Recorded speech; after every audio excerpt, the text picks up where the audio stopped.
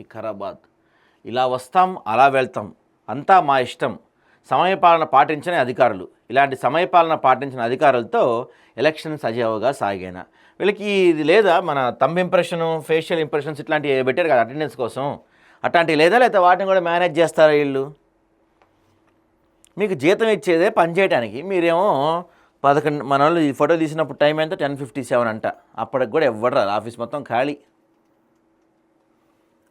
వికారాబాద్ జిల్లా కేంద్రంలోని ఎంపీడీఓ కార్యాలయంలో ఉద్యోగులు ప్రభుత్వ నిబంధనలు పక్కన పెట్టి ఎవరు అడుగుతారన్నట్టు సమయానికి ఆఫీస్కి రాకుండా నిర్లక్ష్యంగా ఆఫీస్కి వస్తున్నారంట. వికారాబాద్ ఎంపీడీఓ కార్యాలయ ఉద్యోగులు సమయపాలన పాటించడం లేదు. కార్యాలయానికి కొన్ని రోజులుగా MPDO, MPO, superintendent, senior assistant సహా తోటి ఉద్యోగులు ప్రభుత్వ నిబంధనల ప్రకారం కార్యాలయానికి 10 గంటల లోపు రావాల్సి ఉండగా, ఎంపీడీఓ కార్యాలయ ఉద్యోగులు మాత్రం మన వాళ్ళు వెళ్ళినప్పుడు 10:57 అంటే ఆల్మోస్ట్ 11 అయింది. 11 కూడా ఒక్కడు కూడా రాలేదంట. పోనీ 11కి వచ్చారు కదా, ఈవినింగ్ కొంచెం ఎక్కువసేపు అయినా ఉండి తీసుకొని పని చేస్తారా అంటే అబ్బే 3-4 జంప్ ఇళ్ళు. గ్రామ పంచాయతీలకు ప్రత్యేక అధికారులు ఉన్న మండల పరిషత్ ఉద్యోగులు ఇదే అదునుగా భావించి సమయపాలన పాటించడం లేదా.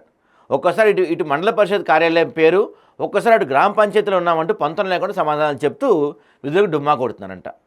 అది అక్కడ ఉన్నామంటే ఇక్కడికి వెళ్తే అక్కడ ఉన్నామని చెప్తున్నారు వీళ్ళు.